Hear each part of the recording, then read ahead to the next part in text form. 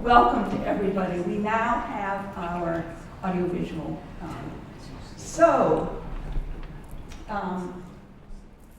Laura, why don't you get started? So all of you have 8th graders. You're not planning to move to the city, and you're not trying to transfer. So we're going to click on I attend a New York City middle school. We're going to ignore this right now. This is to set up a user account. We would like you to set up a user account when you go home. The problem with it is it often goes into the spam filter, so you have to dig into your spam in order to get it. It's a glitch, we're working on it. However, everything else is perfect right now.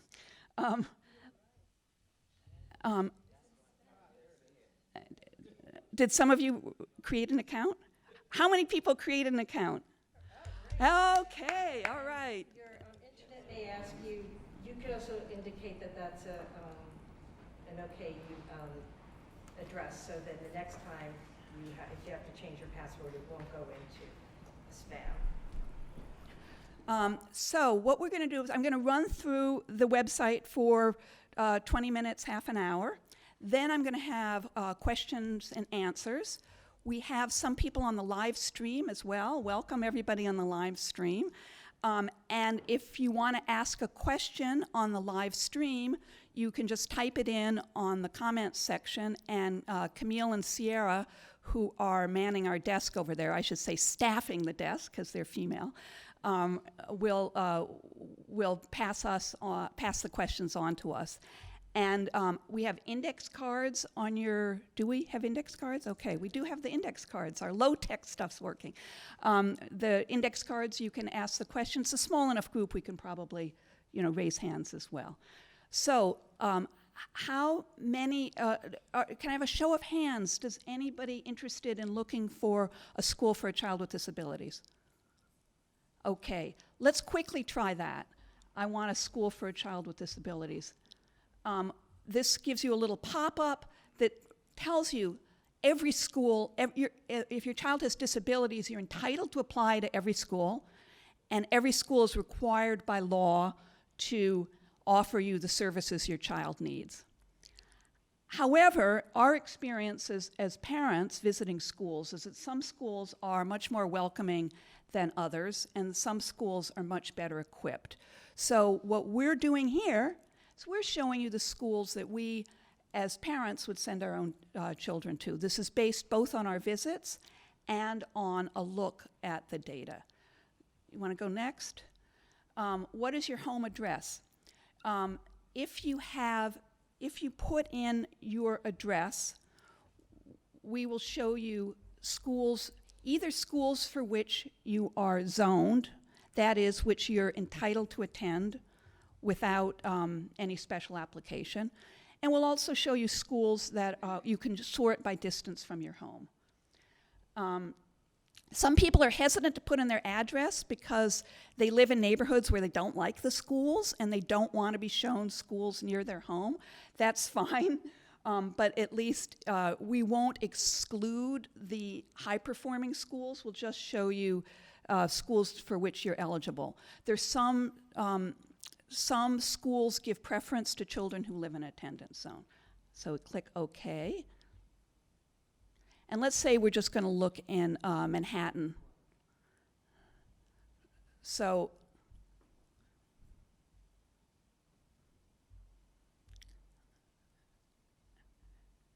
here are schools. This is a list of schools sorted by college readiness. That is the proportion of students who graduate on time and who do not need remediation at CUNY. That is, they don't have to take extra classes when they get to college to catch up. On the right, you will see how hard it is to get in. This is called demand. There's some schools, unfortunately, a lot of the schools have already been discovered and lots of kids are applying to them.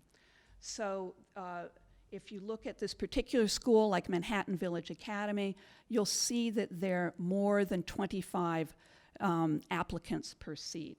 If If you scroll down. No, this is for everybody. Yeah, yeah. And I think we should go back and change our answers and look for more general ed.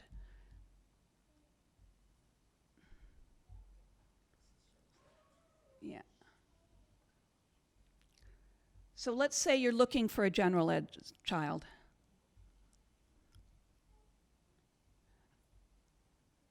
Do you want to take the specialized high school exam? I'm going to say no. I think a lot of people know about the specialized schools. Probably you came here because you wanted to find out about others. And anybody want to hear more about the specialized schools?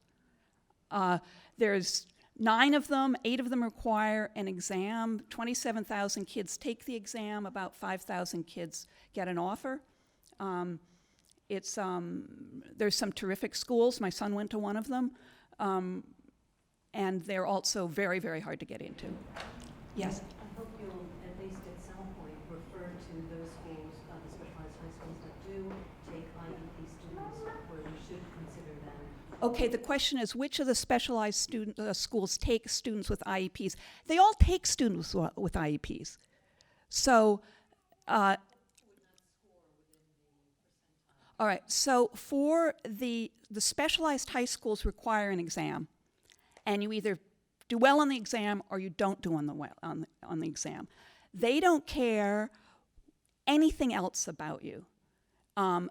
Students with disabilities who are allowed extra time on a test, for example, are allowed to do that, or may have extra time, but you still have to take the same exam. Perhaps you're thinking of other demanding screened schools, not the specialized schools. We're going to say no on this. There's a lot of schools that require an audition. We're going to say no for this. So this is for a child who doesn't want to take the exam and doesn't want to take the audition. Tell us your grade point average. Why don't we try 80 to 84? And let's try level 2 for reading and math.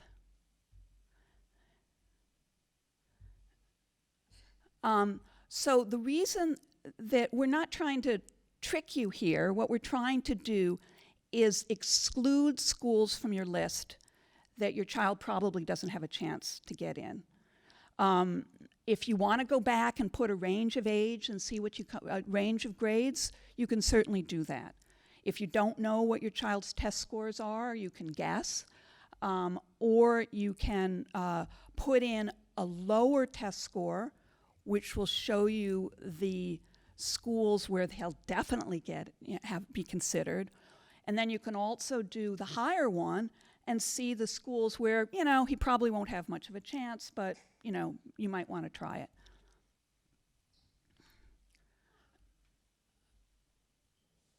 Yeah, go ahead. We'll try Manhattan here. Let's scroll down a little bit here. Let's look for a school that's maybe not impossible to get into.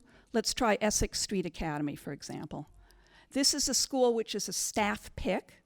You'll see the staff picks are the ones that we've visited and that we would choose for our own children. Or we really liked, yeah.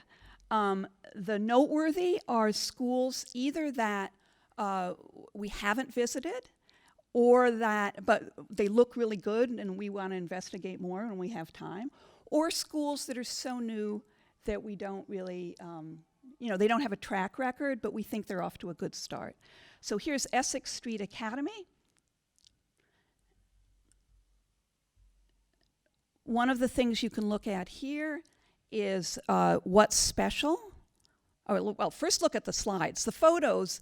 One of the problems, of course, with applying to high school is that they expect you to visit, 15 to 20 schools. And most of us, I'm awfully glad you all are here today, but most people don't have time to take off from work to visit 15 or 20 schools. So what we do here is we have slides, we have photos that at least give you a feel, for what the school is like. If you look at our insights, we can show you what we think is special about the school. These are our opinions, but they're based on, lots of research. What we think is special about the school, and what we think is some of its drawbacks. Then we can look at the data. Is the school safe and well run? Safety is obviously every parent's first concern.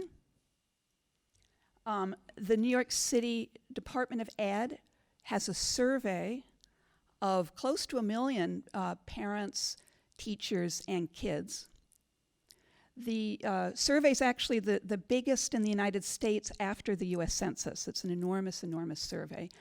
And we gather the information from the survey. That is, we don't do the survey ourselves. This is official data, which you can find somewhere on the Department of Ed website, but we've compiled it in what we hope is a very easy-to-read format here. So, Laura, scroll up at the top. I'm sorry, not that far up. So, do the teachers say order and discipline is maintained? This is well above the citywide average. How many students say they feel safe in the locker rooms, bathrooms, and halls? How many students think bullying happens? We don't quite know what this bullying means. We know that citywide, about 1/3 of the kids say bullying's a problem. So that would be a question you could ask, but it seems to be about average for the city. How many teachers say the principal's an effective manager? We think this is a really good sign of whether teachers and the administration get along together and whether they work together as a team. How many teachers say they would recommend the school to other families? 96%, that's very high. How many students were suspended? Almost none. Experienced teachers, the quality review is another measure that the Department of Ed does officially. They visit the school every couple of years, and one of the things they look at is how effective the teachers are. This is 3 stars out of 4. It means it's, good, nothing to worry about. We think that the climate of a school is an indication of where a school is going. And one of the things we're trying to show you here is not just where a school has been in the past, when your child is not going to attend in the past, but what the school is like in the future, what it's likely to be like as we go forward. And that these measures of climate and environment we think are very important. And it's not just us, actually. A lot of research shows that that's the case as well. If you scroll down to how do students perform academically, this is how many students graduate in 4 years, which is above the citywide average. Citywide, about 3/4 of the kids graduate on time. This is a little bit higher. How many students graduate with test scores high enough to enroll in CUNY without remedial help? This is what we think is a very important number. Now, this is a school that takes all comers. I mean, this is a school that doesn't require any admissions exam and doesn't look at. So, this is, we think is a very promising school for kids who a range of. Laura says, she's off mic, Laura says including high achievers. She was the one who was there most recently. The Regents diploma, this particular school does not offer advanced Regents. We don't think that matters much, but, and then who does this school serve? This shows you how many students in the school. It's a very small school. How many students are poor enough to qualify for free lunch, what the attendance is like, and what the racial makeup is. How does the school serve special populations? This will show you, can you click on special populations? This will show you how many students with disabilities graduate in 4 years. Now remember, these numbers are where a school has gone it has been in the past. Certainly that's one of the measures you want to look at, but we also want to encourage you to consider where a school is going in the future. Should we do programs and admissions? This is the information from the high school directory that tells you how children are admitted. This is a map that shows you where the school is. Let's look at the comments. If you create an account, which some of you have already done, hurrah, you will be able to post your own comments here. And I see Michael Kraft in the, please post some comments on art and design, right? Please post comments about your child's middle school right now. We have a very small staff. The people who visit schools are basically in this room right now, and there's 1,800 schools. We can't get to them all every year. So we count on people like you to give us information, to tell us what you like about a school, what you don't like about a school, and we encourage you to encourage your friends as well to do that. Dare we set up an account? Let's say you want to make a list. If you want to make a list of your favorites and come back to it, you can create your own account. You know what? We're not going to do it right now. But can you log in as yourself and show us the lists you've already done?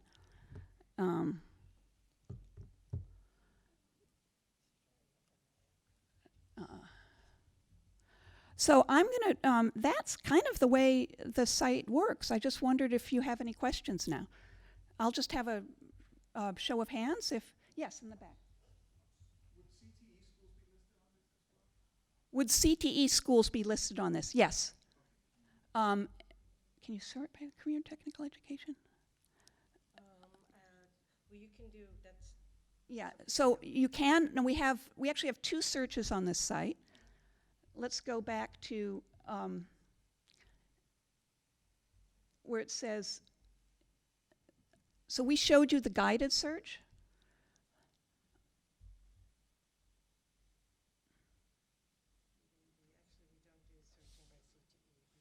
But if you want to, say you're interested in aviation, if you put aviation in the search bar here,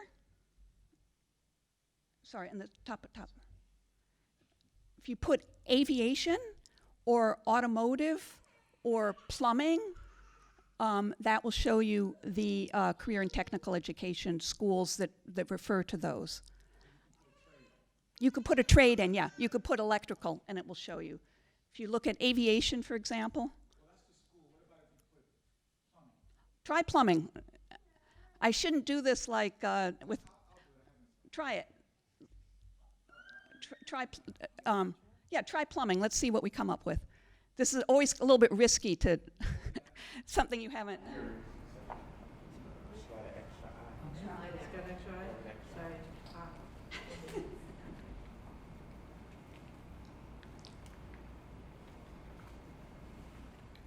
Okay, can you show us how to select a school for a list? All right. Yeah, so these are schools where somewhere in the text, it's a text search, so somewhere in the text it says plumbing. We also, let's go back to the guided search. Jackie in the Bronx says, can you show us how to select a school for the list? Are you logged in? Yes. Yeah. So let's go back to,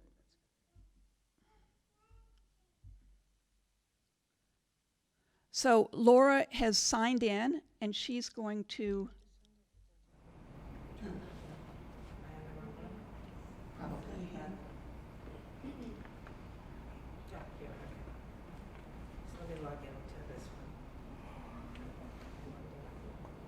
so Laura is logging in now.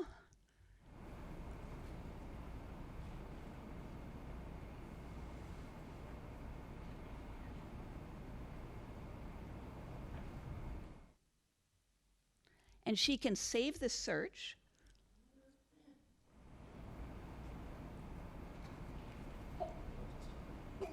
And she can also add particular schools to her favorites.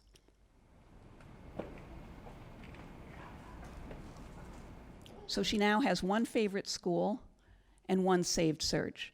The saved search will show you what how you answered all the questions. So if you want to make multiple searches, let's say you want to have one search which includes the specialized schools, one search that includes the schools that require an audition, one schools that only takes kids who have 90 plus on their grade point average, and one list that takes kids who are in the 80s. That would give you 4 lists which you could begin to.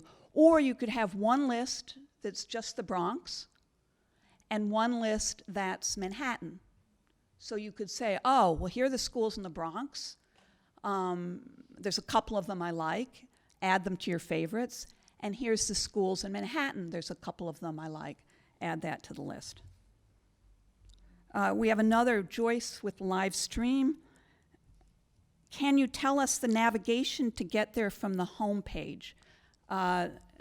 It could be the live stream didn't start right away. So we're going to go back for the people at home. Discover your best high school options. This is where you begin your search. Neil, is this similar to the DOE search tool? Yes and no. The DOE search tool, I think, it's very useful. It doesn't have opinions, and what we think is useful is our opinions.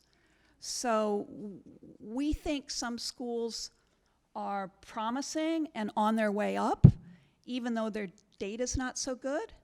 And by the converse, we think some schools are a little bit overrated, that they have really good data, but they're not very welcoming or good in other ways.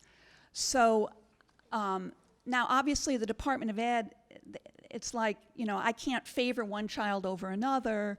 I have to love all my children equally. The Department of Ed, I think, has to love all its children equally and won't give you those opinions. So we think that's our strength. Laura, you want to add anything? Also the ability to sort of restrict the list based on your actual grades and test scores. You can search by interest in the DOE, but it does help to sort of limit, to get a realistic look at what your best shots are. There is reach and target and everything, but this helps fine-tune it a little more. And I think one thing that the Department of Ed site has that ours doesn't is it allows you to sort by admissions method, so that you could just sort for schools that are screened. You can sort for single-sex schools if you want an all-girls school or an all-boys school. We think that our site is a supplement to the Department of Ed information, which has gotten very good over the last couple of years. We don't think we're trying to replace it. We're not trying to replace your guidance counselor. There's nuances which you need a human for, especially if your child has special needs. Some of the schools, for example, I was at Nest the other day, and they, on paper, they require a 90-plus average to get in. But if your child has team teaching on his IEP, then they'll look at your child with an 85. So there are some nuances which you need a human for, which we'll try to help with. Yeah? And how do we determine that from the site? How can we determine that wiggle room from the site? The wiggle room from the site, we have in the admissions under our insights. We have that in the admissions information, or in the and honestly, you need somebody knowledgeable to help you with that. In terms of special education needs, the Department of Ed sets aside seats for children who have team teaching on their IEP, But if you have 504 accommodations or sets, you don't get any benefit. You don't get any thumb on the scales. We can talk about it afterwards. It's to rank or not to rank. We hear different things from different principals on open house tours. Laura, you want to handle this one? Should you rank? I think what you're saying is that the principals say you have to rank us first, right? No. Rank the schools in your true order of preference. If your child wants to go to if your child wants to go to Townsend Harris in Queens, that's his first choice. He really, really wants to go there, but the Bayside High School says you have to rank us first. Ignore them. Rank them in your true order of preference. The schools do not see the rankings. They don't know how you rank them. It doesn't cost you anything to put a very demanding selective school number 1 on your list and the less demanding schools. Does that answer the question? Okay. Kids who opted out of the Common Core Common Core tests. How will they be evaluated in rubrics so that it's fair to kids who have high grades but low test scores? I don't want to pretend that any of this is fair. Until we have a system that helps every child get into a good high school, we don't have a fair system.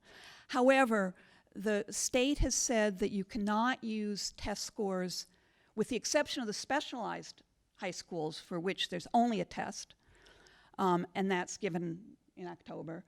The state has said that the other schools cannot use test scores as the only criterion. So they will also look at your attendance and your grades. And each of the schools has its own rubric about what percentage each of those. Some schools are just more flexible than others, and some of the schools are ideologically opposed to standardized tests. So, for example, the Institute for Collaborative Education, which is a school I was at last week, doesn't look at test scores. They don't believe in them. How do you know that? Again, you have to read all the way down through our profiles. Yeah. It's a big chore. We're not pretending that this solves all your problems. Although one person said she expected to leave with a list of 12 of schools, and I promised to help her with that. So, yeah. I can just say I've been asking a lot of schools because I have one child that opted out, and most schools will double the academic scores, the GPA. They'll just count that in. I've talked to at least 15 schools because I went to the school fairs, and no one has said that they're going to be disadvantaged by opting out. I'm just going to repeat that for the live stream, is that this woman has visited a number of schools and has been told that nobody would be disadvantaged because they opted out of the test. Yes? And actually, our guidance counselor said that for kids who opted out, if you're applying to a school that uses the educational option and opt as an admissions strategy, your child will be placed in the mid-scoring, which is the scoring range that is advantaged by that. So what she said is some of the schools are EdOp, also known as educational option. These are schools that want to have a mix of kids of different skills levels, mix of kids of different abilities, so that they accept 16% in the top, 16% in the bottom, and 68% in the middle. And this woman said that those schools, if you didn't take tests, or if you're in a school that doesn't offer tests, some of the private schools don't, then you'll be considered in the middle. So here's Kenya from the live stream. How would a student who needs to transfer some reason, that's over age and undercredited, find a school that would accommodate them? Glad you asked. We are going back to the beginning here. Change your answers. I want to transfer to a different high school. Okay, those of you from 8th grade parents don't have to worry about this right yet, but just in case you have a child who's really not working, it's not working out well at the high school, this is a way to show for students who want to transfer, not in the 9th grade, but later on, especially if they've fallen behind. So here we have, do you want to put a Bronx address in, or say 500 East 172nd?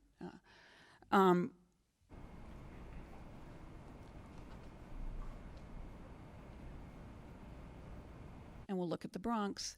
Here's a list of the transfer alternative high schools. These are schools, by and large, which are their admissions is year-round, so that if you have a terrible time in school and need to transfer in October, November, December, January, you can. The schools tend to have just 150 kids.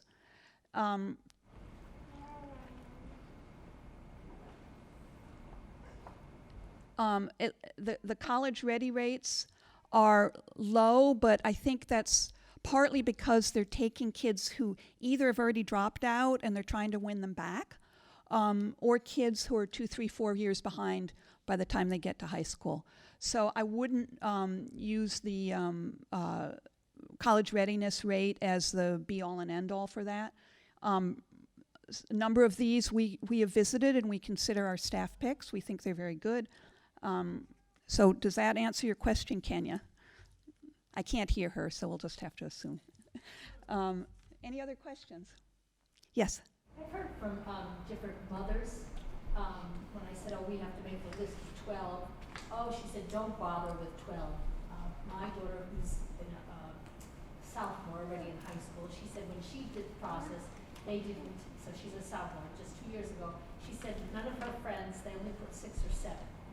So the question is, people are saying you have to put 12 on your list. Is that true? Her daughter only put 6.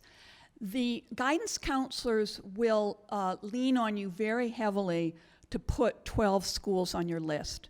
The reason is that that makes it much more likely that you will get a placement. Our advice is put as many schools as you can, but do not put a school that you would not happily send your child to. If your child is placed in a school that you had on your list, and you decide it's a place you don't want to send your child, you do not have any grounds for appeal, and it's very difficult. That said, there are many children who just put 6 schools, and they're all super hard to get into schools, and they get shut out of all their choices. In the past, they just said, the Department of Ed would say you weren't placed in a school, and this is pretty devastating for a 13-year-old, you might imagine. Now what they're going to be doing is placing you in a random school that wasn't on your list. There are grounds for appeal. A fairly large proportion of people who appeal do get their appeal, that do get placed in another school. There is movement over the summer. That said, it's pretty traumatic for the kids. So what we try to do is encourage you to look beyond the usual suspects, to find a school that is doing really well, but maybe your friends haven't heard of it. You know, one of the things that happens in the city is that we all have word-of-mouth network that tend to be based on our neighborhood and on our race and on our social class and on the middle school that we went to. And if we can break out of that word-of-mouth network a little bit and look to some schools that are really doing a great job that nobody we know has ever gone to them, I think that you can avoid that problem. I wish I could say it's a simple system. It's not. Yes? I have a question. I heard that, like, as a first child, let's say you put broken tech, but usually after the first round that they take, it's already full. I mean, admission is already full, so it's no reason to put on second if you plan to put on second, because usually after they go over the first choice of everybody, it's already filled. The question is about the specialized high schools, which are the 8 exam schools. If you put Brooklyn Tech first, does that put you at a disadvantage for the other schools? Is that what you're asking? No, it's just that if you already put first choice, and usually people already like read all the students like with the first choice, it's already filled. So if you put on the second, that means that you probably don't have a chance because. Yeah, I mean it doesn't exactly work that way. It's the algorithm is complicated, and an economist won a Nobel Prize for figuring it out. I mean, it's really and I don't have that much math knowledge to explain it to you, but if you put the schools in your true order of preference, you'll get the best deal. Now, that said, Brooklyn Tech is the largest of the specialized high schools. It has the most seats, and therefore it's easier to get into than Stuyvesant or Bronx Science. So if Brooklyn Tech is your first choice, by all means, put it first. However, if you don't make it into Brooklyn Tech because your test scores aren't high enough, your test scores are not going to be high enough for Stuyvesant or Bronx Science either. Does that make sense? Not exactly. I went to the Brooklyn Tech's open house. The deliverers say the sequence actually doesn't matter that much. It's almost like saying that sequence matter is bullying.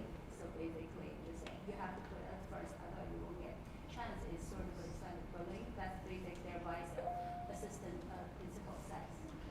All the schools say you have to put us first. No, they don't want. Oh. Say don't put in there. Don't say that. Say that is almost like you're bullying other people. Say we don't look at the sequence. They say looking at the score more than the sequence.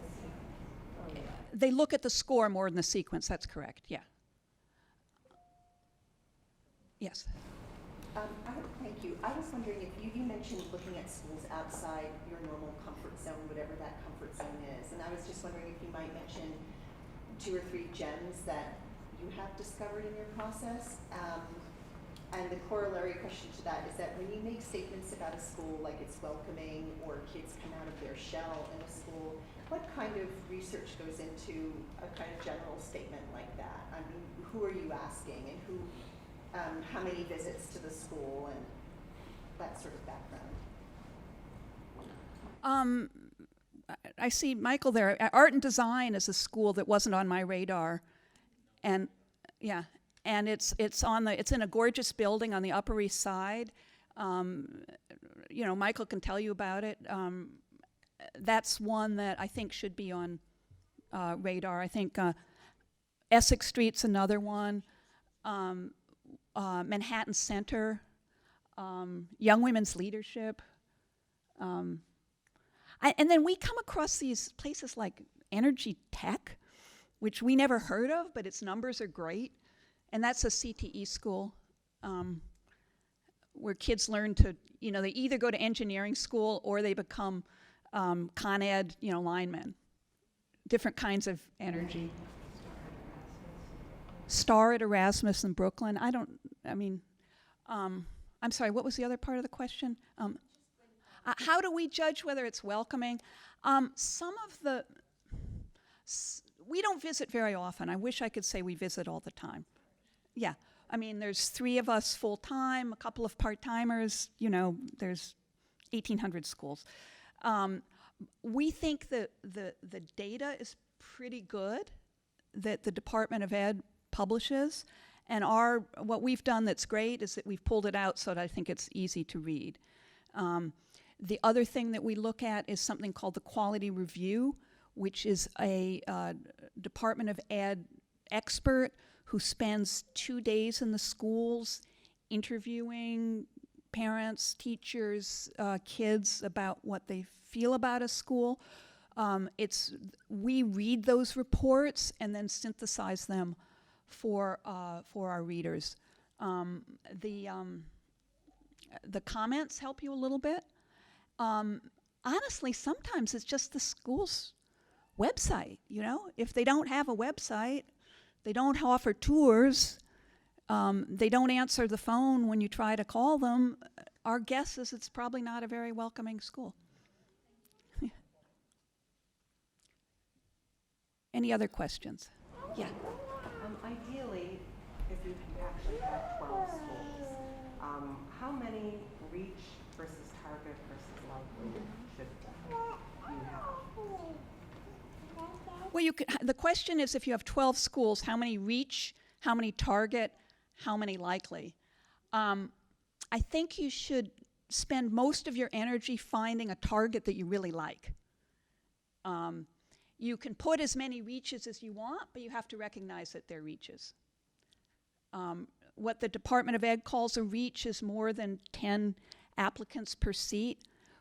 We have what's sort of a super reach on our site, which is 25 applicants per seat.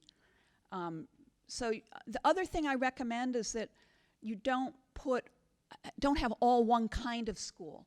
Like, I know some kids who, they really want to be a dancer. All they put on their list is audition schools. They don't do very well in the audition, and then they get nothing, right?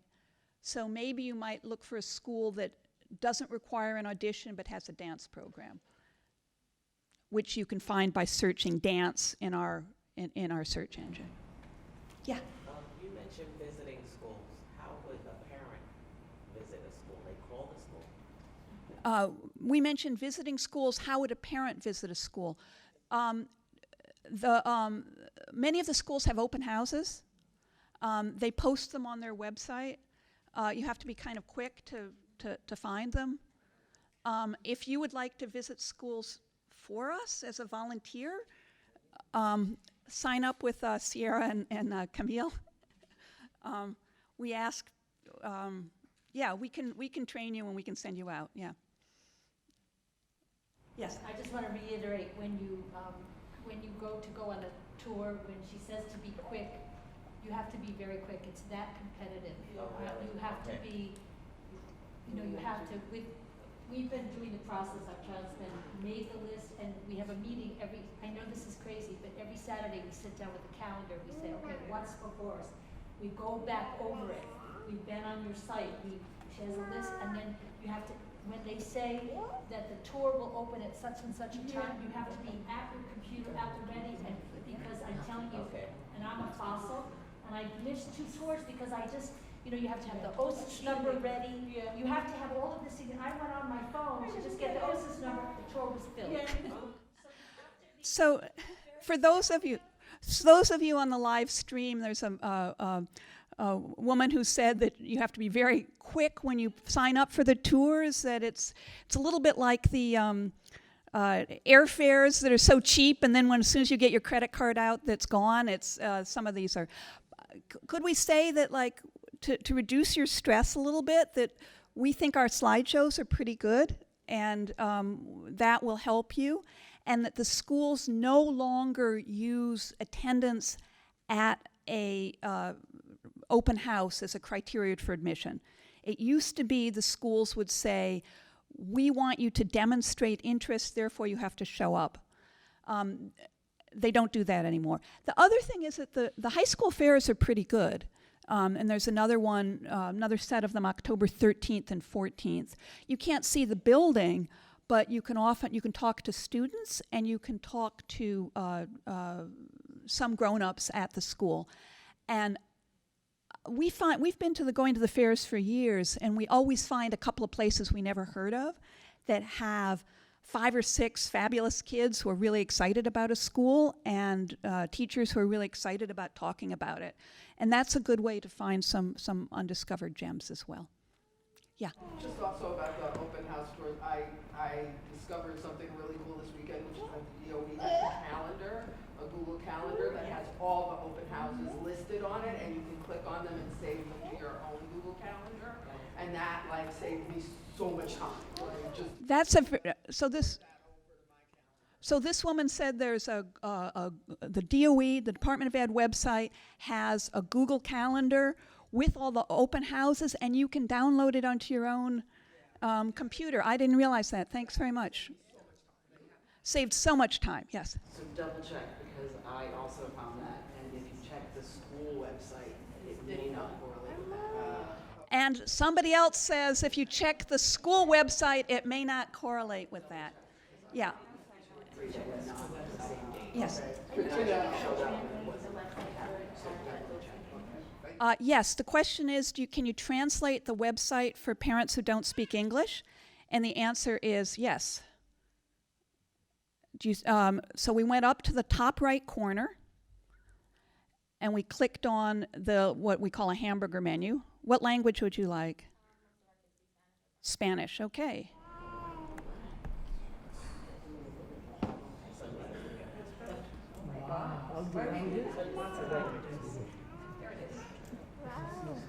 This is kind of magical, isn't it?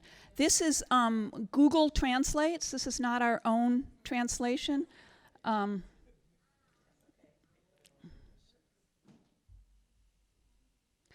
It's not a perfect translation, but it's a lot better than it used to be. And some of the languages are better than others. I hear Swedish is really good, but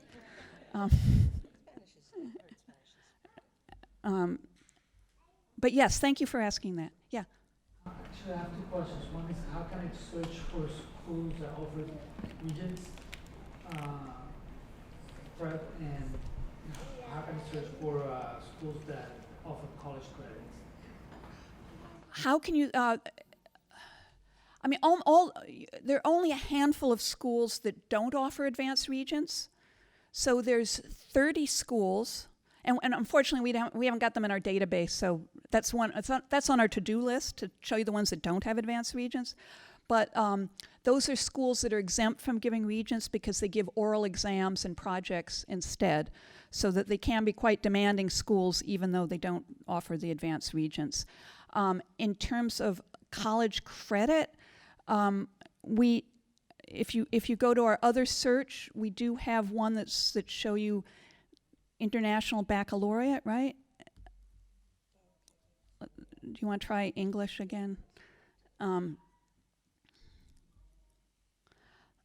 But a lot of schools offer college credit, and in our statistics in those green bars, you'll see how many students actually, they didn't just offer college credit, but how many kids got college credit. Yeah, let's see if.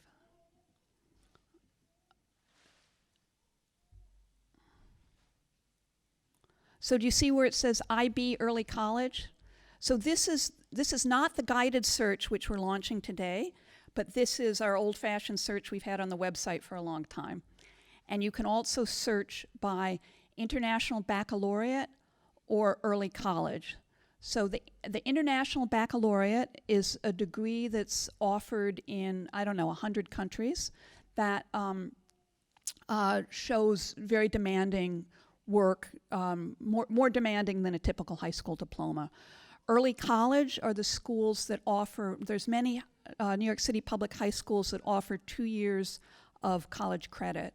Some of them are 4-year schools like Bard Early College High School. Some of them are 6-year schools where you stay for a full 6 years and get an associate's degree at the end of it. So this is another way that you can search for those. So here you can see how many students actually earn college credit. This is on every website. On every school profile. So you can either search for schools that offer 2 years of college credit, or on the individual school profile, you can open it up and see whether kids are taking college credit.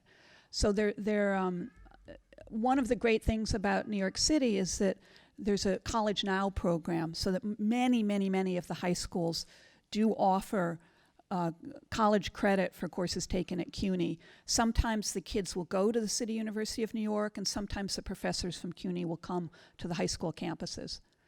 It's a great city, despite I know it seems impossible and a real headache now and you just want to move to the suburbs and have a high school, but there are some great things here.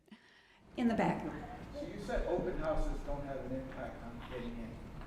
Open houses don't have an impact on getting. Signing up at the fair. Signing up at the fair doesn't have an impact anymore either. So yeah, I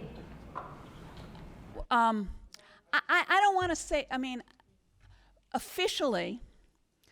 So they used to say if you show up at an open house, or you sign your name at the high school fair, you get preference in admission. And that was seen as unfair to parents who can't visit 20 schools and to kids who can't visit all those schools. So they removed that preference officially. That said, many of the schools can rank the students that they want. So you are ranking the schools, but the schools are also ranking your child. So some of the schools take kids by lottery. Some of them rank your child. If they're ranking your child, if you're really interested, they might rank your child higher. I don't want to pretend they won't. But officially, I think it's worth going to find out as much as you can about a school. But I would not take 2 weeks off of work to do it. Actually, I did take 2 weeks off when my child was in 8th grade, but I'm a little unusual. I get paid to do this, so. So it's not worth putting your name at the table. Oh, it's not worth putting. Well, you'll get more information from the school. You'll get information that might be useful to you. Yeah. You actually made me think of another question when you were giving that answer, but my first one was, for the Advanced Regents Diploma, I think if I heard correctly, I think you mentioned, we think that's really not necessary. And I just wonder, are there some characteristics that parents commonly think are important that you've discovered that you feel are overrated or misunderstood? Oh, that's like how much time have you got? That's like, yeah. But I think, look, my son got an Advanced Regents Diploma. So the difference, normal diplomas are you take 5 Regents exams, and advanced diplomas you take, 9? More, anyway, right? And Advanced Regents is not a bad measure of college readiness. However, City University of New York uses Advanced Regents as one of the criteria, but also your SAT scores or other measures. So if a school has a high college readiness rate on our site and low Advanced Regents, I wouldn't worry about it. I personally am not a big fan of either advanced placement exams or Advanced Regents. I personally think kids take altogether too many tests. What I want for my kids in high school is to learn to think clearly and to write. And most New York City public schools, the teachers have 5 sections of 34 kids. That's 170 kids. And you just can't assign that many papers, right? I mean, you go crazy if you spend 5 minutes on each one. Do the math, And it's, so for me, a school that has, particularly for English and history, a school that manages to get the class size down and have fewer sections for teachers is good. So for example, some schools will have, the English teachers will have 4 sections of English and 1 section of drama, and they have the class size at 30. So that already brings the numbers down to 4 times 30, 120. That's a little bit better. Bard Early College has a class size of 20. That brings the numbers down still further. So for me, how well they teach writing is really crucial, and that's something to ask about. I mean, we'll mention it if the class size is particularly small.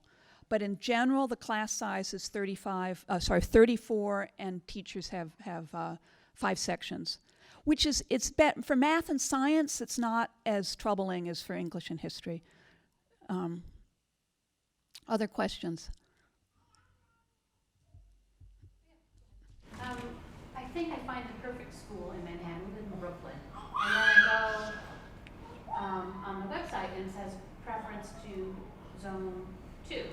And then I go to the high school fair and they say, oh, we take people from all over. And I'm wondering if there's a way to, do I knock out that school because there's no chance, or, So the question is, and this is not the first time we've heard this complaint from Brooklyn and also West Side parents and Bronx, everybody. District 2 gives preference, which is the east side of Manhattan south of 96, the west side south of 59th, but not the Lower East Side. It has half a dozen schools that give preference to kids who live in the district or who attend school in the district. So if you're in private school in District 2, you can get into you don't want to know about that. It doesn't cost you anything to put it on your list.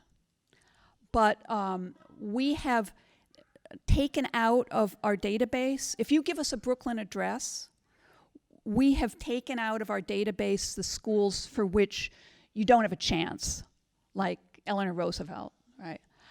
Well, let me say, you don't have a chance based on last year's admissions criteria. Maybe next year will be different, I don't know. my example, I spoke with them, Eleanor Roosevelt, at the high school fair, and she goes, oh no, we have people from Brooklyn. Really? One person I know from Brooklyn there attended the United Nations School, which is a private school in Manhattan, and that's how she got in. Yeah. So unless your child is, anyway, I think there's, it doesn't cost you anything to put it down. But the high school directory will tell you what percentage of kids met if it says District 2 priority, 100% of the offers went to this group. That gives you a hint. Correct, so we should believe that. That's what I was going to ask. That's accurate information. That's accurate about last year, yeah. It says priority to District 2, 100% of the offers went to District 2. Versus So for Eleanor Roosevelt, it says, the high school directory says priority to District 2, 100% of the offers went to District 2, yeah. That was accurate for last year, yeah. Yes? When you said that you like schools that have smaller class sizes for English or history, or the teachers have less sections, is that anywhere in your database? It's not in our database, it's in our school reviews yeah. Michael? Actually, just as a comment of that, something to think about, another piece of data is available as the budgets of the schools, the projected for the year going forward. And it does tell you how many teachers they're paying for each year. So I don't know if there's a way to do So Michael says that you can also look for the budget and see how many teachers are on the staff. Yeah. Yeah. Some high schools, and I won't mention any names, I've heard of one in particular, seem to have fuzzy admissions criteria. So they say, for example, a letter of reference isn't needed, and then they accept letters of reference and apparently they count, which puts middle schools in a real bind. So my son's at a middle school in which they've made it very, very clear teachers will not be doing letters of reference for some kids and not others. Either it's everyone for a particular school or it's no one. And so that, how does one handle that kind of fuzziness in the admissions process? Question is about fuzziness in the admissions process. That some schools say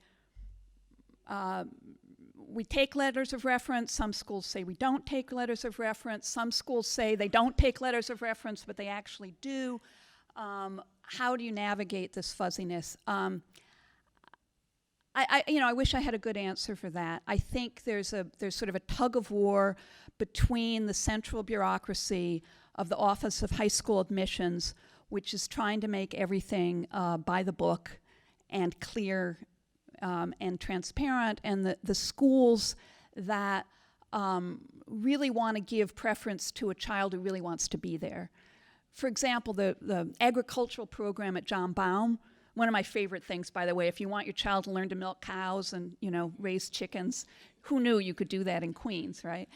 And the agricultural program is educational option, which means they bring a range of kids of different skills levels. And the assistant principal in charge of this program tells me, I don't care how strong the students are, but can you just send me kids who are interested in agriculture?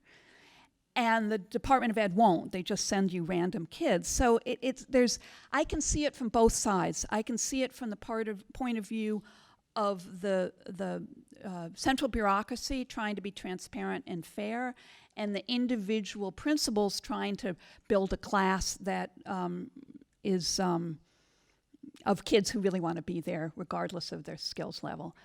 I can't help you on that.